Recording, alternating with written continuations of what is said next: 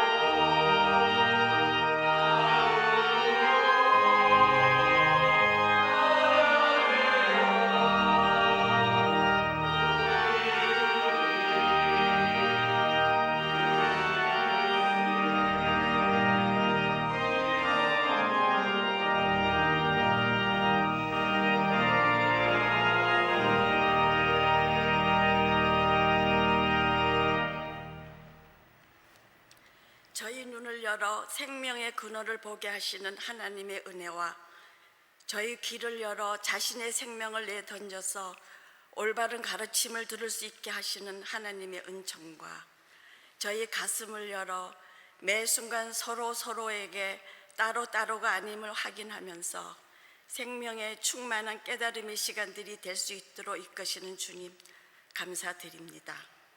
항상 저희들을 지켜주시는 주님, 이 예배에 주님 곁으로 불러주셔서 감사드립니다. 성령 강림 후 둘째 주간을 보내며 오순절 마가의 다락방에 임하셨던 성령을 지금 이 시간 저희들에게 부어주시옵소서. 제자들이 경험했던 성령의 충만함을 저희들도 경험하는 은혜를 더욱 부어주시옵소서. 저희들의 마음속에는 길이요 진리요 생명이신 주님을 향한 참된 신앙 고백을 이루게 하여 주시옵소서. 일상의 삶 속에서 저희의 나약함과 믿음 없음을 용서해 주시고 온전히 주님만을 의지하는 믿음이 거듭나도록 회개하고 구원받는 참 믿음으로 이끌어 주시옵소서. 삶이 괴롭고 아프고 힘들 때 기도하는 저희들에게 예수님의 고난과 아픔을 기억하게 하여 주시옵고 십자가의 고통 뒤에 부활의 승리를 믿음으로 지켜나가는 참된 그리스도인으로 살아가게 하여 주시옵소서. 지나온 세월 동안 언제나 이 교회를 지켜주신 하나님, 오랜 세월 동안 교인과 지역사회의 든든한 버팀목이 되어 주었듯이 세상의 빛과 소금의 역할을 다하는 교회가 되게 하여 주시옵소서. 우리가 여호수아기 말씀을 강해하며 은혜를 나누고 있습니다. 약속하신 대로 남김없이 다 이루시고 모든 땅을 차지하게 하시고 안식을 주시는 주님을 받아들이며 하나님의 약속은 반드시 이루어지심을 믿음으로 받아들이며 눈앞의 상황이 비록 광야 같고 더딜지라도 끝까지 믿는 주님의 자녀로 자라게 하옵소서. 이를 위해 말씀을 전하시는 우리 권영림 목사님, 저희들에게 위로 얻게 하시고 가야 할 길은 찾지 못해 방황하는 저희들에게 영적의 나침판이 되는 은혜의 시간이 되게 하여 주시옵소서. 예배 드리는 이 시간 이해와 배려가 서로 만들어갈 수 있도록 간구하며 예수 그리스도 이름으로 기도드립니다. 아멘.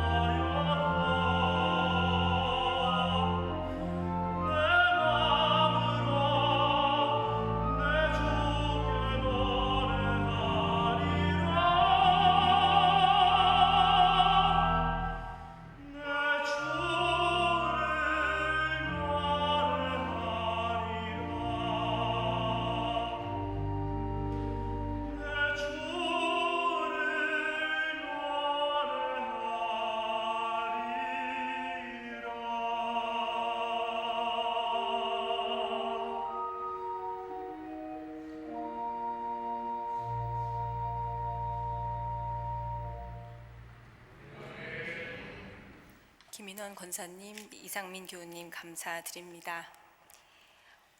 오늘 말씀은 여호수아기 21장입니다. 1절부터 45절까지 함께 읽겠습니다. 그때 레위 지파의 족장들이 제사장 엘리아살과 눈의 아들 여호수아와 이스라엘 자손의 다른 지파 족장들에게 나아왔다.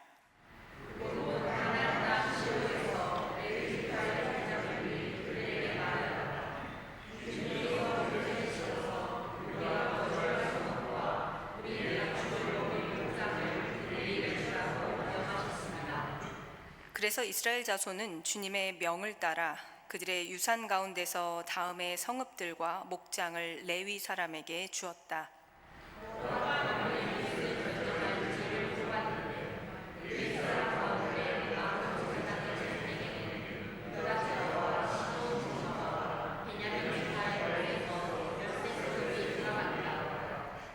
고앗의 남은 자손에게는 에브라임 지파 가문과 단 지파와 므낫세 반쪽 지파의 몫에서 10성읍이 돌아갔다.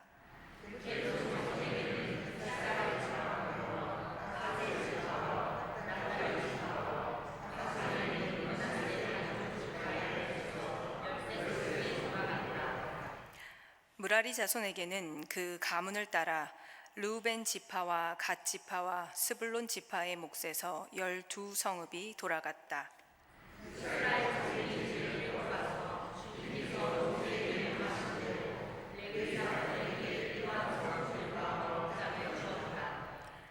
유다 자손의 지파와 시므온 자손의 지파의 몫에서 다음과 같은 성읍이 아론의 자손에게 돌아갔다.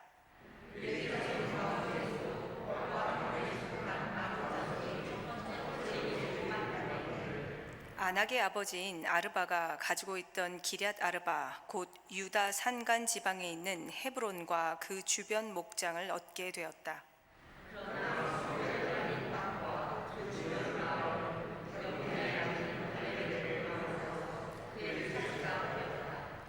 유다와 시몬 지파는 제사장 아론의 자손에게 살인자가 피할 도피성인 헤브론과 거기에 딸린 목장과 림나와 거기에 딸린 목장과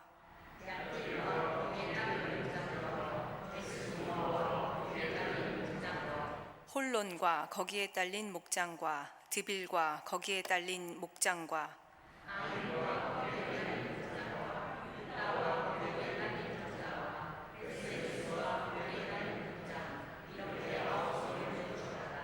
또 베냐민 지파에서는 기브온과 거기에 딸린 목장과 게바와 거기에 딸린 목장과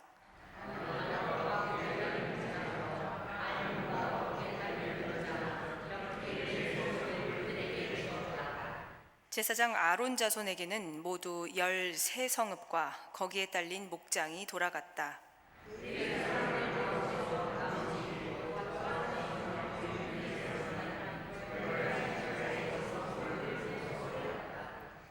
에브라임 지파가 그들에게 준 성읍은 살인자의 도피성인 에브라임 산간의 세겜과 거기에 딸린 목장과 게셀과 거기에 딸린 목장과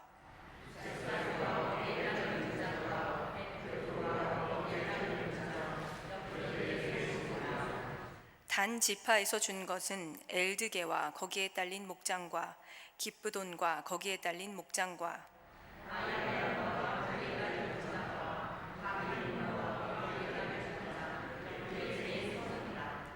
므낫세 반쪽 지파에게 준 것은 다낙과 거기에 딸린 목장과 가드림몬과 거기에 딸린 목장 이렇게 2성읍이다.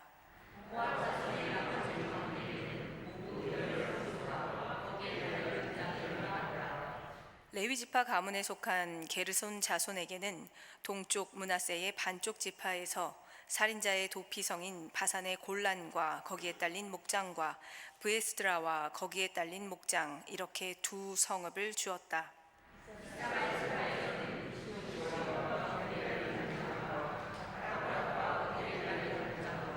야르뭇과 거기에 딸린 목장과 언간님과 거기에 딸린 목장 이렇게 4성읍을 게르손 자손에게 주었다.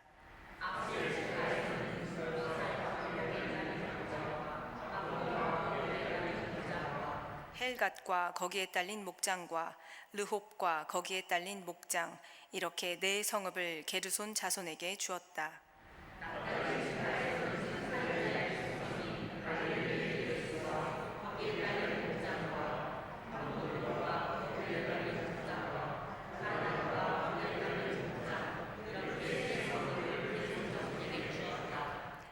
이와 같이 게르손 사람은 그 가문을 따라 모두 13성읍과 그 목장을 얻었다.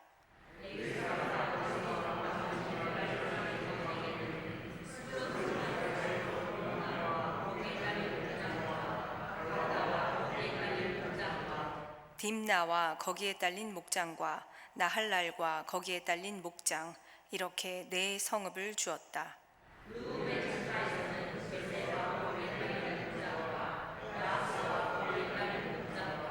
그대못과 거기에 딸린 목장과 무바앗과 거기에 딸린 목장, 이렇게 4성읍을 무라리 자손에게 주었다.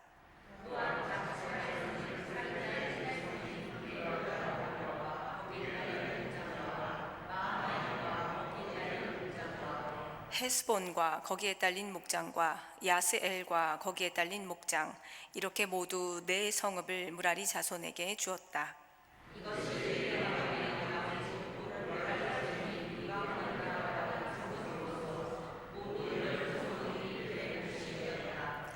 이스라엘 자손이 차지한 유산의 땅 가운데서 레위 사람이 얻은 것은 모두 48개의 성읍과 거기에 딸린 목장이었다.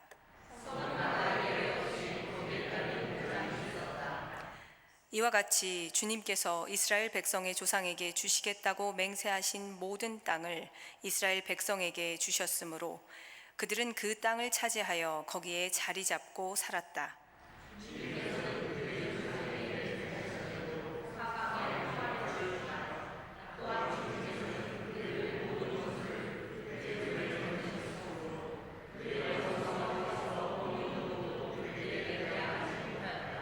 함께 읽겠습니다. 주님께서 이스라엘 사람에게 약속하신 모든 선한 말씀이 하나도 어긋남이 없이 그대로 다 이루어졌다. 아멘. 여호수아기를 크게 3부분으로 나누어 본다면 1장부터 13장까지 가나안 땅을 정복하는 이야기, 14장부터 19장까지 땅을 분배하고 지파의 영토를 구분하는 이야기, 그리고 20장부터 마지막 24장까지 약속의 땅에서 어떻게 살아가야 하는가에 대한 이야기로 나뉩니다. 앞장과 뒷장이 서로 긴밀하게 연결되었던 19장까지와는 달리 마지막 부분인 20장에서 24장까지는 각각의 장들이 고유한 주제와 독립적인 내용을 다루고 있습니다. 하지만 모두 앞으로의 삶에서 어떤 기준으로 살아야 하는가를 이야기하고 있지요. 가령 20장에서 본 살인 혐의를 받는 사람들, 21장 땅이 없는 레위 사람들, 그리고 약속의 성취를 경험한 공동체를 위해 이스라엘은 어떤 준비를 해야 하는가를 말씀은 묻고 있습니다. 약속의 땅에서 살아갈 이스라엘이 이런 준비를 하게 된다면 하나님의 약속이 실현되었다고 고백할 수 있겠지요. 다른 나라와 달리 이스라엘은 이 땅에서 별도의 지도자가 없이도 오직 하나님과 맺은 언약에 따라 공동체 내에서 벌어지는 갈등을 해결하고 스스로의 정체성을 분명히 할 수 있을 겁니다. 지난주에 살펴본 20장 도피성 제도는 가나안 땅에 들어가 전과는 다른 삶, 유목이 아닌 도시 생활을 하게 된 이스라엘이 도시 사회에서 발생하는 문제에 다층적인 사안을 고려하는 모습을 담고 있었습니다. 20장 9절에서 도피성 제도의 의미를 밝히며 마무리되고 있는데요.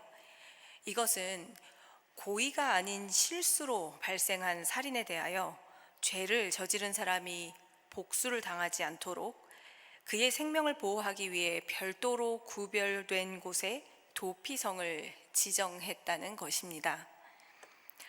그런데 6개의 도피성은 어느 한 지파의 성읍에 속해 있었습니다.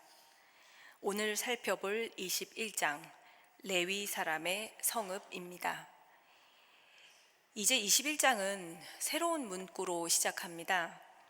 레위 지파 족장들이 제사장 엘르아살과 여호수아와 이스라엘 자손의 다른 지파 족장들에게 나아왔습니다. 엘르아살은 아론의 셋째 아들인데 그의 두 형 나답과 아비후는 레위기 10장에서 주님께 금지된 불을 들이다가 죽게 되었지요. 민수기 3장 32절에서 엘르아살은 레위 사람의 최고 원로이자 성소의 일을 맡은 이들을 감독하는 책임을 맡은 사람으로 묘사됩니다. 또 민수기 20장에서 아버지 아론이 죽은 후 모세는 아론의 옷을 벗겨 그의 아들 엘르아살에게 입혀줍니다. 민수기 27장에서 모세의 후계자로서 여호수아가 이스라엘 온 회중 앞에 설 때 엘르아살은 제사장으로서 그 자리에 서 있었고 이스라엘 자손에게 우림의 판결을 하기도 했습니다. 이스라엘이 전쟁을 마치고 땅을 분배하기 시작했을 때에도 이 1절과 같은 문구가 등장합니다. 공동체 앞에서 공식적인 약속과 확인이 필요할 때 시작되었던 문구가 그동안 땅이 분할되는 과정에서 나타나지 않았던 존재, 레위인과 함께 등장하고 있는 겁니다. 지금까지 레위인은 거주를 위한 어떤 거처도 받지 못했습니다. 그들은 다른 지파들처럼 물질을 소유하지 못했는데 그들이 야훼 하나님과 하나님을 위한 봉사에 헌신한 사람들이었기 때문입니다.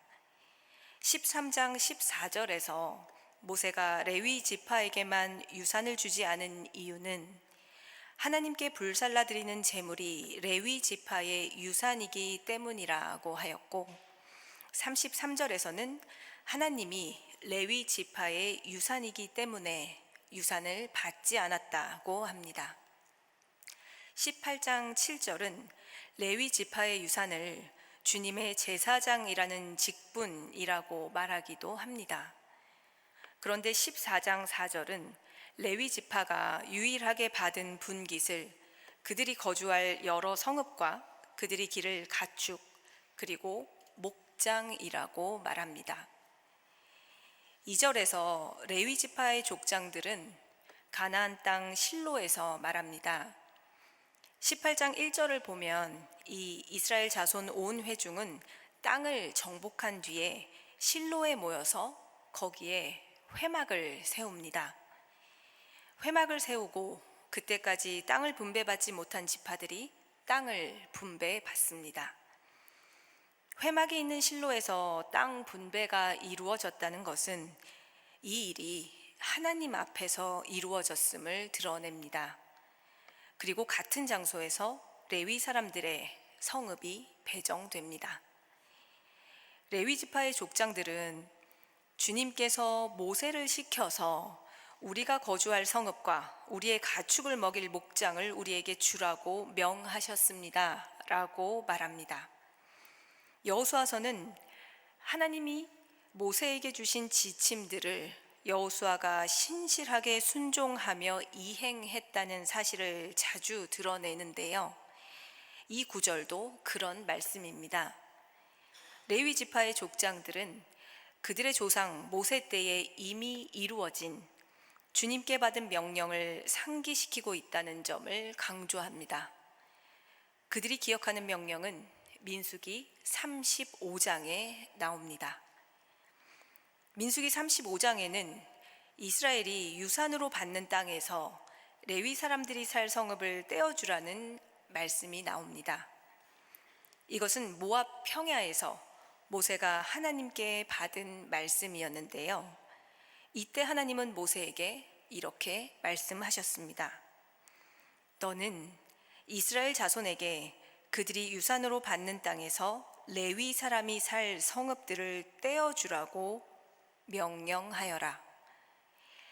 각 지파가 받은 유산에서 레위 사람의 성읍을 떼어주라는 말씀이지요. 그런데 이것은 지파들이 선택할 수 있는 일이 아니었습니다. 하나님은 이스라엘 자손에게 명령하라고 하셨습니다. 하나님의 명령에 따라 이스라엘 자손은 레위 사람에게 성읍과 성읍 둘레의 목초지를 떼어 주어야 했습니다. 성읍을 줄 때에는 각 지파들이 받은 몫의 비율대로 많이 받은 지파는 많은 성읍을 떼고 적게 가진 지파는 적게 떼어 주어야 했고, 목초지는 성을 중심으로 성 밖, 동서남북 각각의 방향으로 2,000자씩을 재어서 정해진 범위를 주어야 했습니다. 그러니까 여호수아기 21장은 민수기 35장에 나온 모세가 받은 말씀이 실행되는 이야기입니다. 21장 2절은 대화의 주도권이 레위인에게 있어 보이는데요. 과거의 이야기를 기억한다면 이해가 되는 장면입니다. 레위 사람들이 받을 것은 경제적인 재산이나 부를 축적하는 활동과 관련된 게 아니라 거주지와 가축을 먹이기 위한 것이었습니다. 아마도 가족들의 먹거리나 의복, 그리고 개인의 희생 제물을 위한 것이었겠지요. 이스라엘 자손은 주님의 명을 따라 마치 하나님께 희생 제물을 바치듯 그들이 받은 유산 가운데서 성읍들과 목장을 레위 사람에게 주었습니다. 일전에 각 지파들이 제비 뽑기를 통해 땅을 분배받았던 것처럼 레위 지파의 각 가문들도 제비 뽑기를 통해 성읍을 분배받습니다. 레위는 야곱의 셋째 아들이었고, 레위에게는 세 아들 게르손과 고핫과 무라리가 있었는데요. 게르손이 장자입니다만 첫 제비 뽑기는 장자가 아닌 고핫 가문, 그 가운데서도 아론 자손을 위해 이루어집니다. 4절부터 7절까지 성읍이 분배됩니다. 별지로 나눠드린 자료의 앞뒷면을 참고하시면 되겠습니다.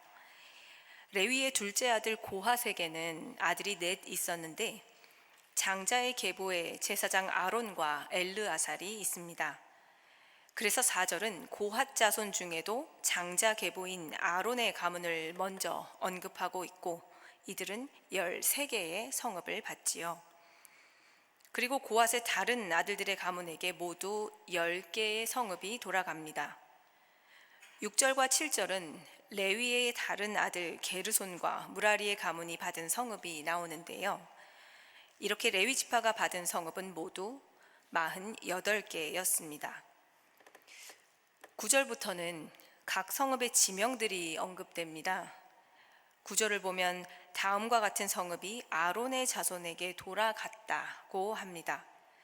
개역 개정으로는 이 아래에 기명한 성읍들을 주었는데로 번역이 되는데요.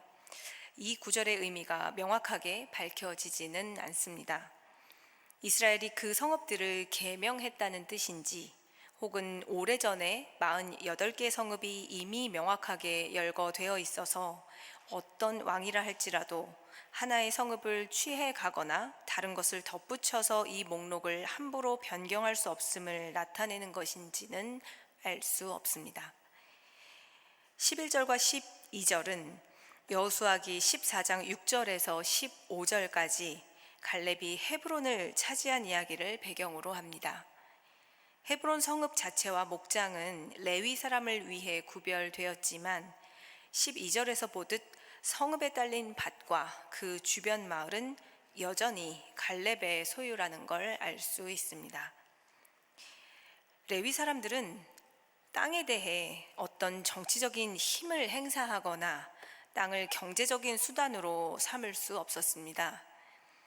12절에서 헤브론 성읍에 딸린 밭과 그 주변 마을이 갈렙의 차지, 소유가 되었다는 표현이 있는데요. 이 소유라는 말은 신학적인 관점에서 해석해야 합니다. 즉, 땅은 하나님께 속한 것이고 그 땅을 사용하도록 하나님께서 각 지파에게 주셨다는 의미로 이해해야겠습니다. 13절에는 헤브론이 살인자가 피할 도피성임을 일깨우고 있는데요. 서두에서 말씀드렸듯 레위 사람이 받은 48개의 성읍 가운데 지난주에 살펴본 6개 도피성이 모두 포함되어 있습니다. 민수기 35장 6절에서 모세가 받은 말씀은 이스라엘 자손이 레위 사람에게 줄 성읍들 가운데서 6은 도피성으로 만들어서 사람을 죽인 자가 그리로 도피할 수 있게 하고 이 밖에 별도로 레위 사람에게 42성읍을 주어라 였습니다. 도피성은 고대로부터 제단과 연결되어 있을 가능성이 높기 때문에 이 성읍들이 자연스럽게 레위 제사장의 성읍이 된 거라고 볼 수 있겠습니다. 17절에는 베냐민 지파가 준 성읍 목록이 나열됩니다. 이 가운데 베냐민 지파가 받은 땅인 예루살렘이 빠져 있습니다. 아마 이 당시는 예루살렘이 주요한 성소가 되기 전이고 이 말씀은 가나안 땅에서 산당인 기브온에 있었던 다윗 시대를 반영하기 때문이라는 해석이 있습니다. 21절에 세겜이 나오는데요. 창세기에서는 이 지역이 족장들의 중요한 이야기들에서 등장합니다만 여호수아기에서는 8장과 24장에서 제사의식의 배경이 되는 것 외에는 이곳을 정복한 이야기가 나오지 않습니다. 17장 7절에서 므낫세 경계선 내에 위치한 곳으로 나오지만 성읍 목록에는 나오지 않고요. 고고학 발굴로 이곳은 주전 3600년경부터 사람이 거주했던 곳이라고 확인되었습니다. 한때 이곳은 사람들이 대대적으로 거주하는 층이었다고 합니다. 이런 발굴의 결과는 세겜이 제2적으로 중요한 장소였음을 나타낸다고 하겠습니다.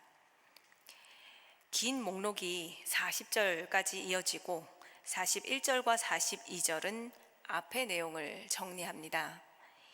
민수기 35장 7절에서 이스라엘 자손은 레위 사람에게 모두 48성읍과 거기에 딸린 목초지를 주어야 한다고 했던 말씀이 그대로 이행되었습니다. 70인역은 42절 끝부분에 우리가 가진 성경에 없는 내용을 가지고 있는데요. 우리말로 풀이하면 이렇습니다. 그리고 여호수아가 그들의 경계에 따라 그 땅을 나누는 일을 마쳤다. 이스라엘 자손은 여호와의 명령에 따라 여호수아에게 한 몫을 주었다. 그들은 여호수아가 요청한 성읍을 그에게 주었으니 곧 에브라임 산지에 있는 딥나세라를 그에게 주었다. 여호수아는 그 성읍을 건축하고 그 안에 거주하였다. 또 여호수아는 돌칼들을 가져갔다. 그것들은 그가 광야길에서 태어난 이스라엘 자손들에게 할례를 행할 때 사용한 것들이었다. 그리고 그는 그것들을 딥나세라에 두었다. 이것은 여호수아기 19장에서 각 지파들에게 땅 분배가 완료된 후에 49절과 50절에서 있었던 말씀과 거의 같은 내용입니다. 마지막 돌칼 이야기는 5장에 나오는 할례 이야기와 연결됩니다. 70인역에는 있는 이 구절이 왜 우리가 가진 성경에는 없는가에 대해서는 또 여러 해석이 있는데요. 19장과 21장에서 여호수아가 땅을 유산으로 받는 이야기가 중복되어 한쪽이 이를 삭제한 거라는 해석도 있고 21장의 내용, 즉 레위 사람의 성읍과 목장을 분배받았다는 흐름을 일관적으로 유지하기 위해서라는 해석이 있습니다. 한편 여호수아기 5장의 할례 이야기와 이어지는 이 본문이 여호수아 개인의 영웅적인 자료라는 점에서는 그 점을 배제하고 개인을 기념하는 이야기가 아닌 이스라엘 공동체를 향한 하나님의 말씀이 이루어지고 있음을 드러내기 위해서 편집되었다는 해석도 있습니다. 민수기 35장에서부터 이어지는 여호수아기 21장 레위 사람의 성읍 이야기는 레위인들이 성읍과 목장을 분배받았다는 사실보다 이러한 분배가 시행된 배경을 아는 것이 중요합니다. 13장 14절과 33절에서도 보듯 레위 사람들은 하나님께 속해 있기에 자신들의 경제적 이익을 위해 살지 않고 하나님을 섬기며 삽니다. 레위 사람들이 자신의 생계를 유지하려면 하나님을 의지해야 합니다. 땅을 경작하고 농작물을 얻기 위해 땀 흘리는 다른 이스라엘 지파들과 달리 하나님을 유산으로 받은 그들은 제사장의 직분을 수행합니다. 소산물을 얻고 부를 축적하기 위해 사는 삶이 아니기에 레위 사람들의 시간은 제사장의 일로 채워집니다. 그래서 이스라엘 각 지파는 자기 제사장들의 생활비를 지불해야 할 책임을 가지고 있었습니다. 레위 지파가 경제적인 상태는 불안정할 수밖에 없었으니까요. 자기들 땅의 일부를 주기도 하고 하나님께 제사 드리고 남은 음식을 주기도 하였습니다. 레위기에서 우리가 보았던 장면이지요. 오늘날과 연관지어 보면 여호수아기 21장은 목회자의 권리라는 주제를 다루고 있는 겁니다. 분명한 것은 이스라엘이 농사를 짓고 목축을 할 수 있는 넓은 유산을 받은 것처럼 하나님께서는 레위 사람의 유산이 되어 주심으로 레위 사람이 하나님을 잘 섬기면 그들이 먹고 사는 문제가 해결될 장치를 마련하셨다는 겁니다. 레위 사람은 눈에 보이는 것으로 살지 않고 보이지 않는 하나님을 신뢰함으로써 살아야 하기 때문입니다. 이것은 당신의 백성을 향한 하나님의 뜻이었고 하나님은 이스라엘이 하나님만 의지하며 살기를 바라시며 레위 사람의 삶을 구별하셨던 겁니다. 그런 점에서 이들의 삶은 하나님의 뜻을 비추는 거울과 같아야 했습니다. 레위 사람들이 때로 물질적인 어려움에 처해도 그들의 기업이 되시는 하나님을 신뢰하고 의지하며 살아야 했습니다.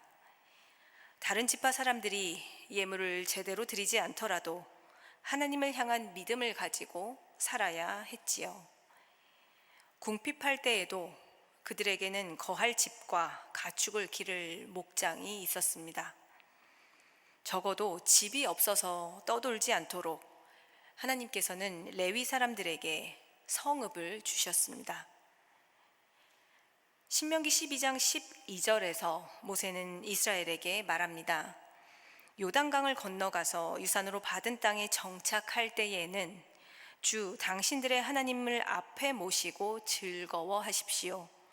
당신들만이 아니라 당신들의 자녀들, 남종과 여종, 당신들처럼 차지할 몫이나 유산도 없이 성 안에서 사는 레위 사람을 다 불러서 함께 즐거워하십시오.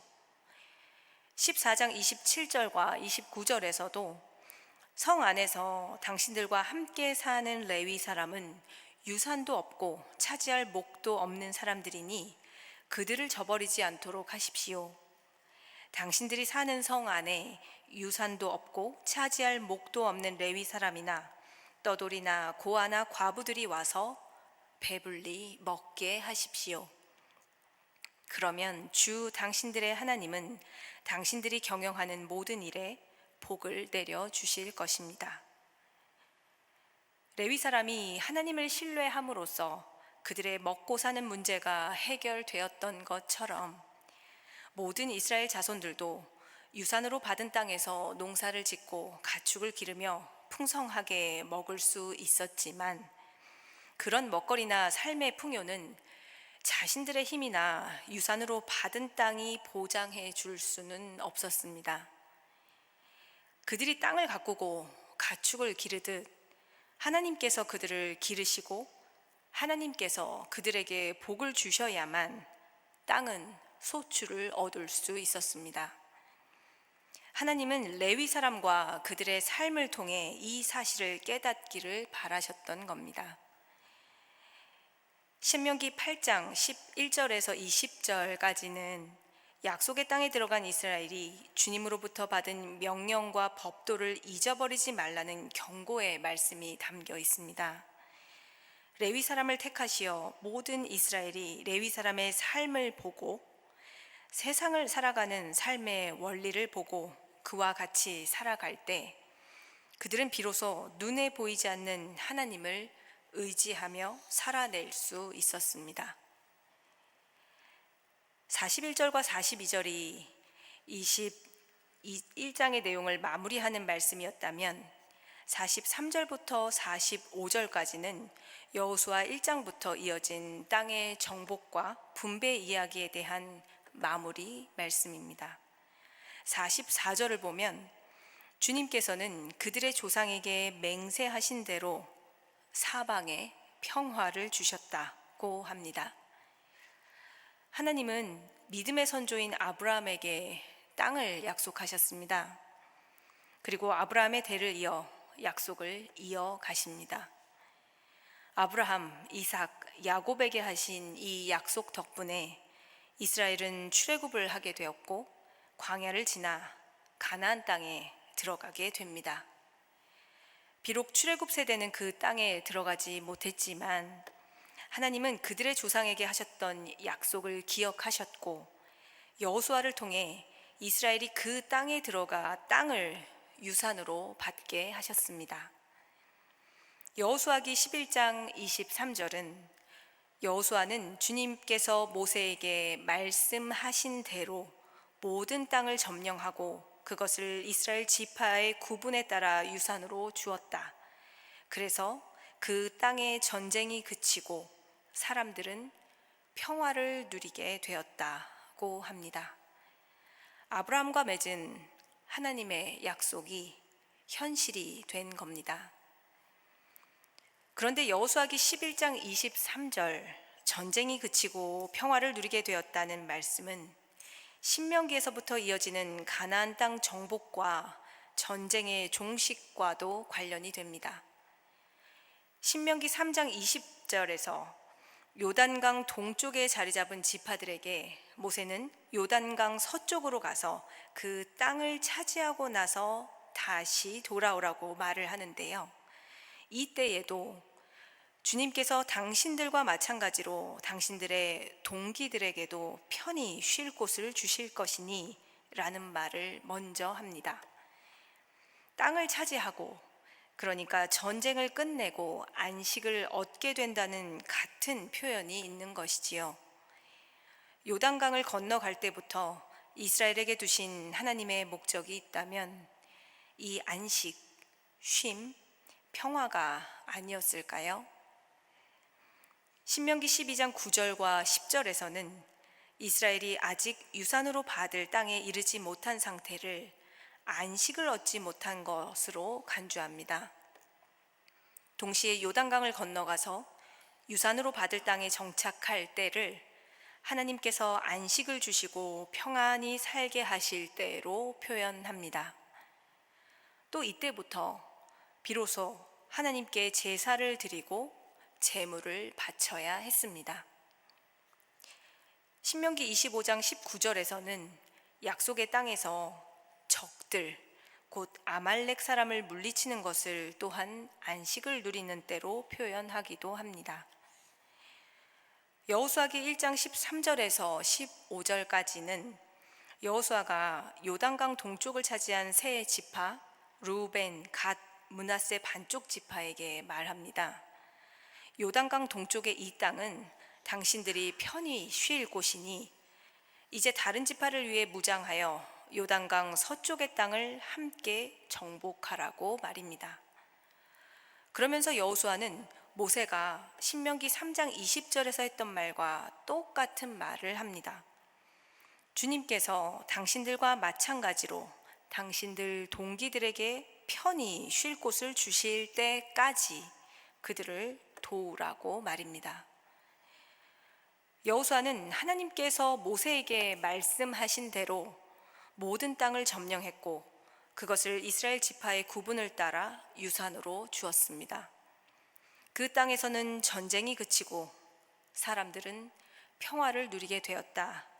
이 여호수아기 11장 23절 말씀은 신명기에서부터 이어진 말씀이 실현되고 완성되는 순간인 겁니다.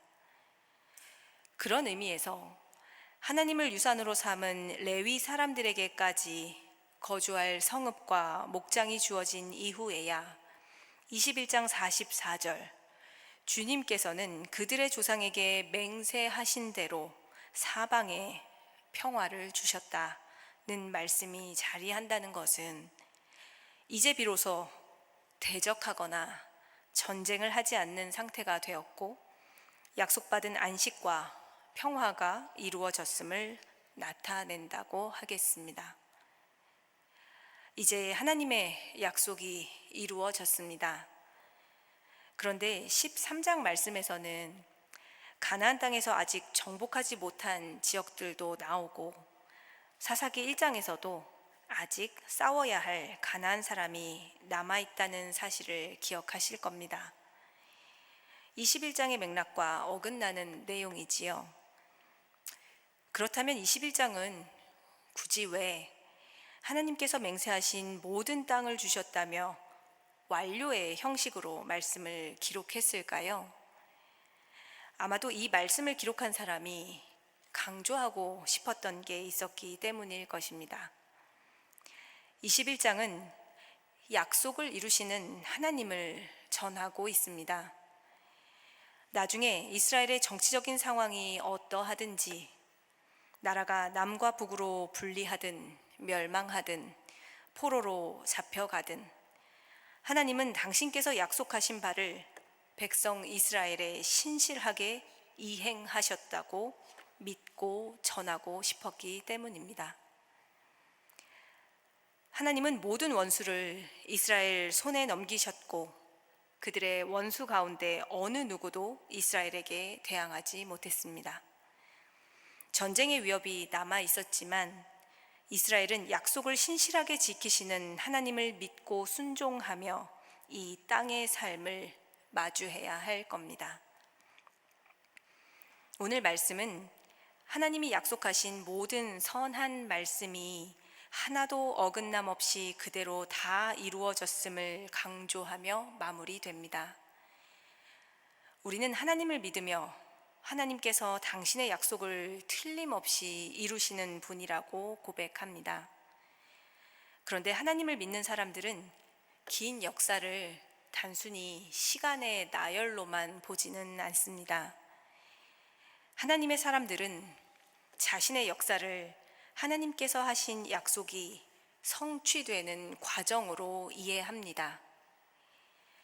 여호수아기 21장 전체에서 마지막 세 구절, 특히 마지막 45절은 우리에게 가장 중요한 질문을 합니다.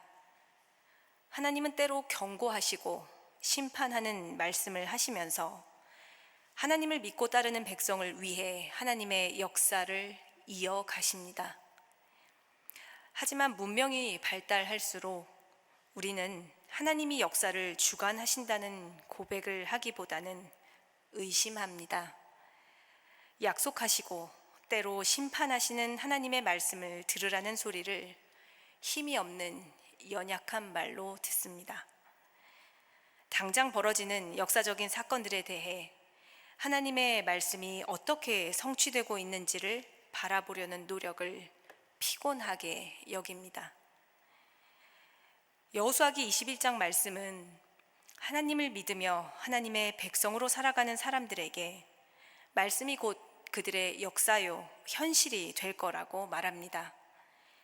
하나님은 성실하시고 변치 않으시며 포기하지 않으시기 때문입니다. 중요한 건 하나님을 믿는 사람들의 태도이겠지요. 사랑하는 여러분, 우리가 눈에 보이지 않는 하나님을 믿으며 하나님을 비추는 거울과 같은 삶을 살아내기를 기도드립니다. 주님께서 약속하신 모든 선한 말씀을 굳게 믿으며 우리의 모두의 시간이 말씀 앞에 어떻게 흘러가는지를 밝히 볼 수 있기를 기도드립니다. 말씀을 묵상하시면서 함께 기도드리겠습니다.